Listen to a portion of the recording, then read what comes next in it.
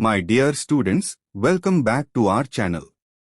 In this video, I will be explaining the MBA second semester subject Human Resource Management as prescribed by JNTUH and other universities of Telangana. We will go through the important questions and answers one by one. Let's begin with a quick revision. Unit 4 first important short question is Compensation and Employee Welfare. Compensation means the total payment and benefits an employee gets in return for their work. It includes salary, wages, incentives, bonuses, and other financial rewards. A fair compensation system motivates employees, improves productivity, and helps in retaining talented people. Example: a factory worker receiving a fixed monthly salary plus an attendance bonus is part of compensation. Employee welfare refers to all the facilities and services given to employees to improve their working and living conditions. It focuses on health, safety, and comfort. Welfare measures can be inside the workplace, canteen, restrooms, medical aid, safety equipment, or outside the workplace, housing, transport, education for children. Example: an IT company providing free lunch, gym facilities, and health insurance is part of employee welfare. Together, compensation and welfare create job satisfaction, reduce absenteeism, and build loyalty, making employees feel valued and cared for. Next important long question is: 2 basic factors in determining pay rates. Pay rates are the amount of salary or wages given to employees. Deciding how much to pay is important because it affects employee motivation and company success. The main factors are: 1. Skill and experience. Higher skills or long experience usually demand higher pay.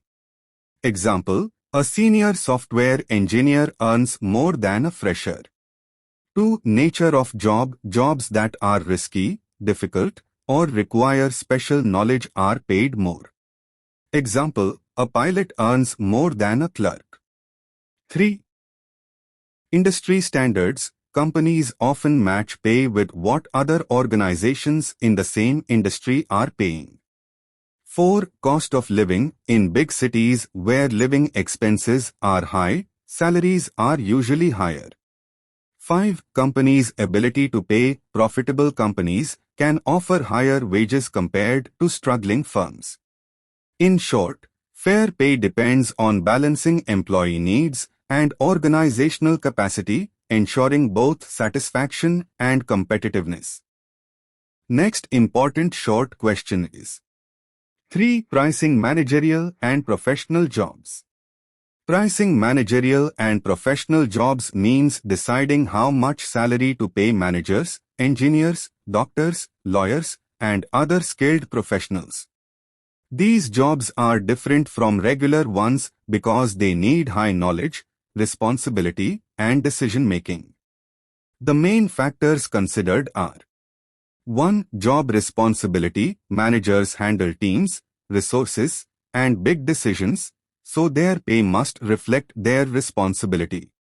Example: a bank manager earns more than a cashier because of higher responsibility. 2. Educational qualification and expertise. Professional jobs require higher education and training, which increases pay.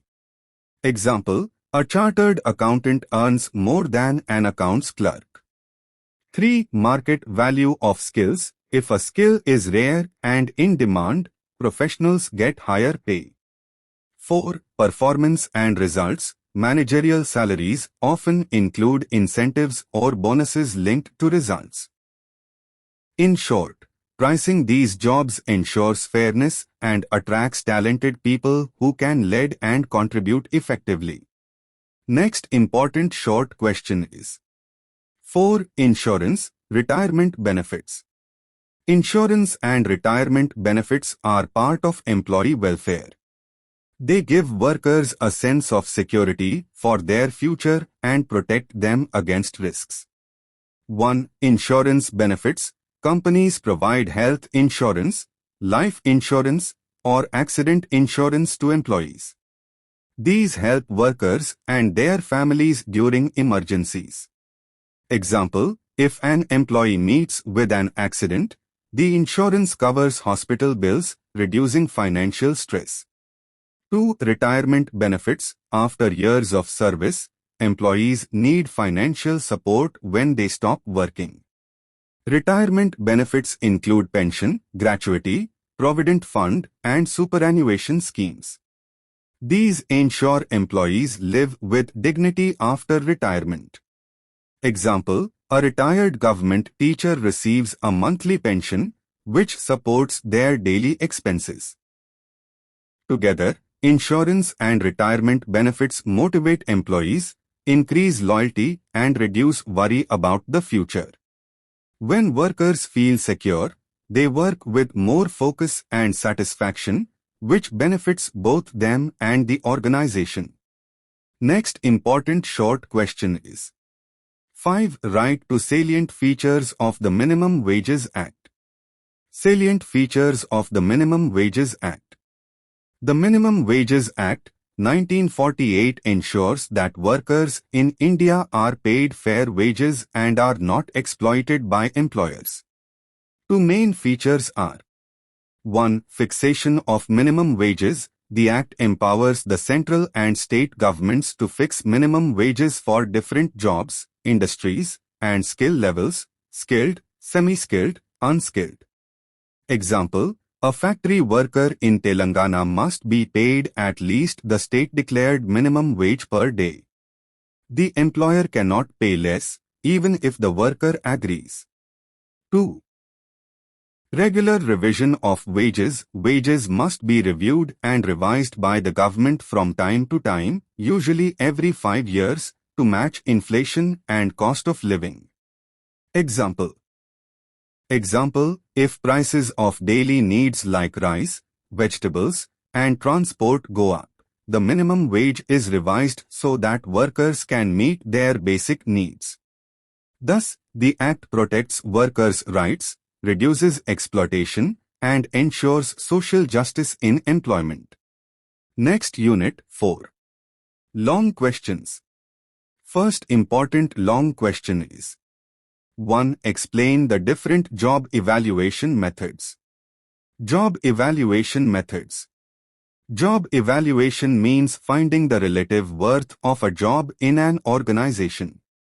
It helps in deciding fair pay for each job so that employees feel satisfied and there is no discrimination. Different methods are used, which can be divided into non-quantitative and quantitative. 1. Ranking method, non-quantitative. Jobs are compared as a whole and ranked from highest to lowest in terms of importance. Example, in a college, a professor may be ranked higher than a lab assistant and a lab assistant higher than a clerk. Simple but subjective. 2. Job classification grading method, non-quantitative. Jobs are grouped into classes or grades based on skill, responsibility, and difficulty. Example, government jobs often have pay grades like Class I, officers, Class 2, supervisors, Class 3, clerical, and Class 4, workers. Clear structure but less flexible. 3-point rating method, quantitative. Each job is given points based on factors like education, experience, responsibility, working conditions, etc. Total points decide pay. Example, a doctor's job may get higher points, education 50 plus responsibility 40 plus skill 30 is equal to 120, than a nurse's job, education 30 plus responsibility 20 plus skill 20 is equal to 70. More scientific and fair. 4. Factor comparison method, quantitative. Jobs are compared by key factors such as mental effort, physical effort, responsibility, and working conditions. Each factor is given monetary value. Example, for a supervisor, responsibility may be valued higher, while for a machine operator, physical effort may get more value. Accurate but complex. 5. Market pricing method. Organizations fix pay by studying the wages paid by other companies in the same industry. Example, IT companies in Hyderabad may offer similar salary packages for software engineers to stay competitive. Practical but may ignore internal job worth. Conclusion. Job evaluation methods help to design a fair and logical pay structure. Simple methods like ranking and grading are easy but less scientific, while advanced methods like point rating and factor comparison ensure fairness though they require more effort. Using the right method reduces employee disputes and improves motivation. Next important long question is: 2. Discuss the factors influencing compensation and reward structure. Factors influencing compensation and reward structure. Compensation and rewards are the salary, incentives, and benefits that employees receive for their work. A good pay structure keeps employees motivated and loyal. However, many factors influence how an organization decides compensation. 1. Job-related factors. Nature of the job. Difficult or risky jobs, like mining or construction, are paid more compared to simple routine jobs, like clerical work. Example, a pilot earns more than a receptionist because the job is riskier and requires more skill. Skill and experience. Highly skilled or experienced employees get higher pay. Example, a senior software engineer earns more than a fresher. 2. Organization-related factors. Ability to pay. Big companies with higher profits can pay more salaries and perks, while small firms may pay only basic wages. Example, Infosys or TCS pays higher packages compared to a small local IT firm. Company policy. Some organizations prefer high pay with fewer employees, while others may prefer more employees with average pay. 3. Industry and market factors.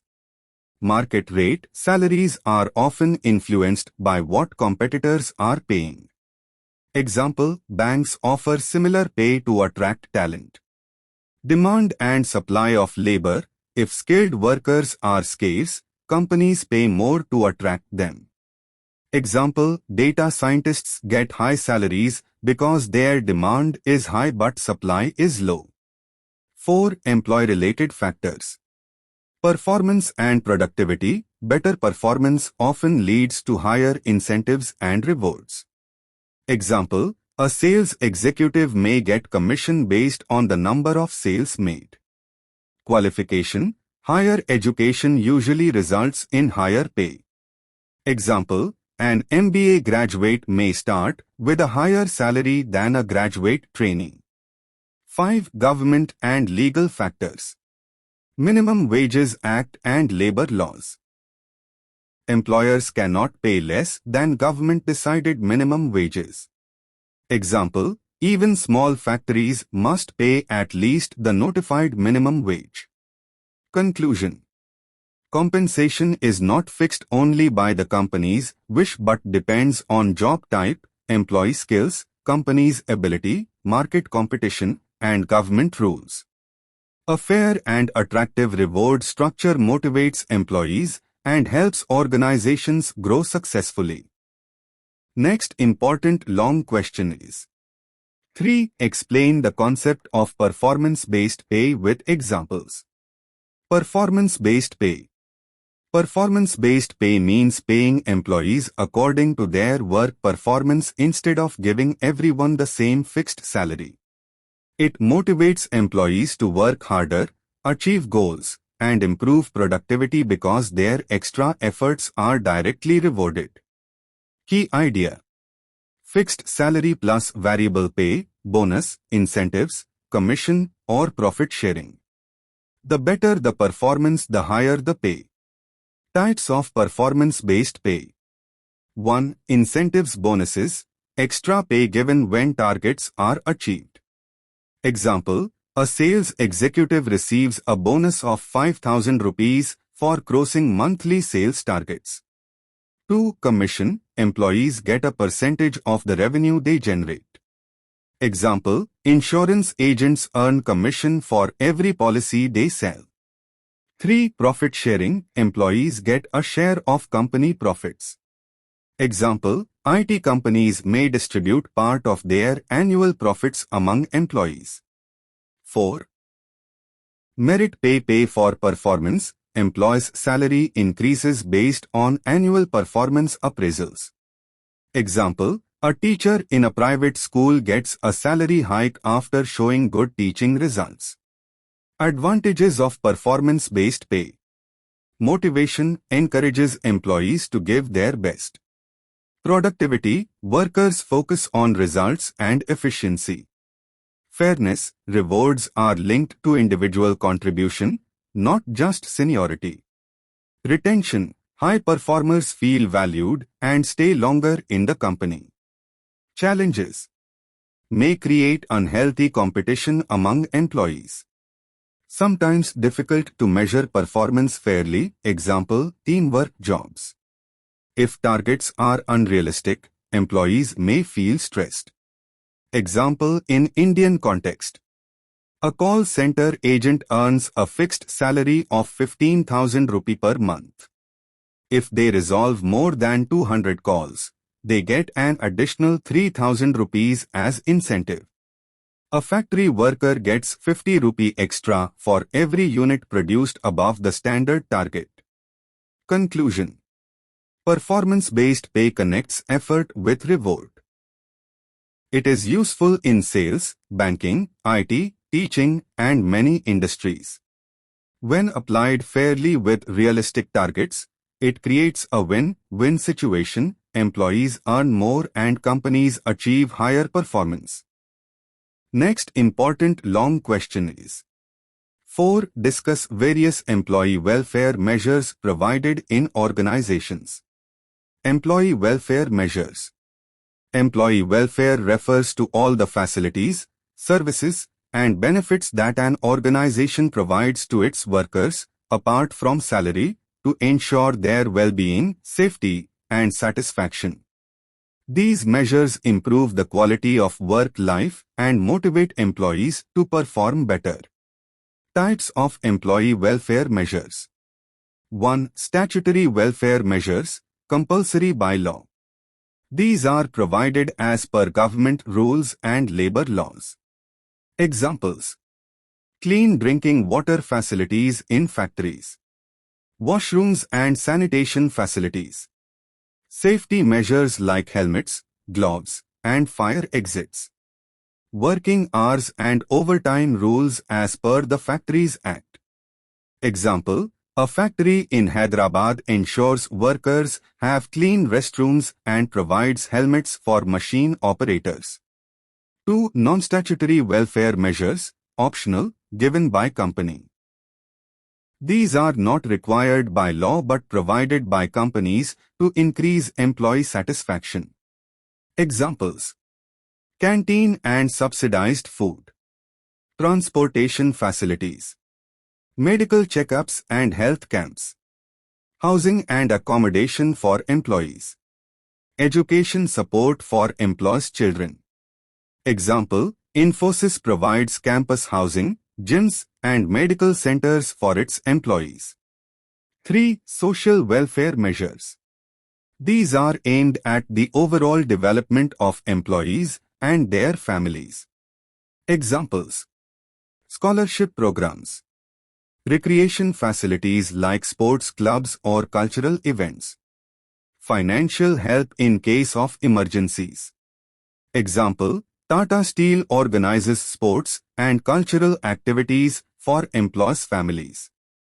Importance of employee welfare: improves employee morale and job satisfaction, reduces absenteeism and turnover, ensures health and safety, leading to better productivity.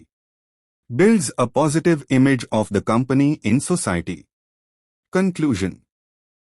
Employee welfare measures are not just benefits but an investment by companies in their workforce. Whether it is basic safety measures in factories or modern perks like gym memberships and transport facilities, welfare programs create a happy and motivated workforce, which leads to higher organizational success. Easy way to remember: welfare is equal to care beyond salary, statutory plus non-statutory plus social. Next important long question is 5. Explain the salient features of the Workmen's Compensation Act. Salient features of the Workmen's Compensation Act. The Workmen's Compensation Act, 1923 was introduced in India to provide financial protection to employees and their families in case of injuries, disabilities, or death caused while performing job-related duties. It ensures that workers are compensated fairly when they face risks at the workplace. Main features of the Act. 1. Purpose. The Act ensures that employers are legally responsible to compensate workers for accidents, injuries, or occupational diseases that occur during employment. Example: if a factory worker loses his hand while operating a machine, the employer must pay compensation. 2. Coverage. It applies to employees working in hazardous industries such as factories, mines, plantations, construction, and transport. Both permanent and casual workers are covered. 3. Employer's liability. The employer must pay compensation in cases of death of the employee during work, permanent or partial disability, occupational diseases like lung infections in mines or skin diseases in chemical industries. 4. Amount of compensation. The compensation amount depends on nature of injury, death, permanent disability, or partial disability, age and monthly wages of the worker. Fixed percentage decided by the Act. Example: if a young worker earning 15,000 rupee per month dies in a factory accident, his family receives a lump sum amount as per the Act. 5. Immediate relief. Compensation must be paid without delay to the worker or his family. If the employer fails, the case can be taken to a commissioner of workmen's compensation. 6. No compensation in certain cases. The employer is not liable if the injury is due to the worker being drunk, willful negligence, injury happening outside the course of employment. Importance of the Act. Protects employees and their families financially. Creates a sense of security among workers. Promotes safer working conditions. Builds trust between employer and employee. Conclusion. The Workmen's Compensation Act is a welfare-oriented law that balances the rights of workers with the duties of employers. It ensures that workers and their families are not left helpless after workplace accidents or health issues caused by risky jobs. Easy way to remember: WCA is equal to Worker Care Act, coverage plus compensation plus protection.